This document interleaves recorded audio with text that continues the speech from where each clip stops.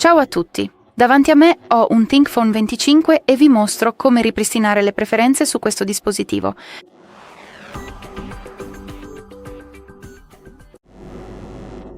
Quindi iniziamo aprendo le impostazioni e qui dobbiamo scorrere e trovare la sezione delle app, quindi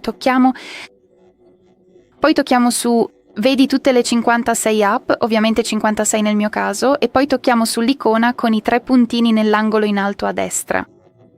Poi tocca su reimposta preferenze app e qui il tuo dispositivo ti informa su cosa verrà effettivamente reimpostato. Quindi, tra le altre cose, le notifiche delle app disattivate e qualsiasi restrizione dei permessi. Inoltre non preoccuparti, non perderai nessun dato delle app, quindi semplicemente tocca su reimposta app e fondamentalmente è tutto qui. Bene, questo è tutto.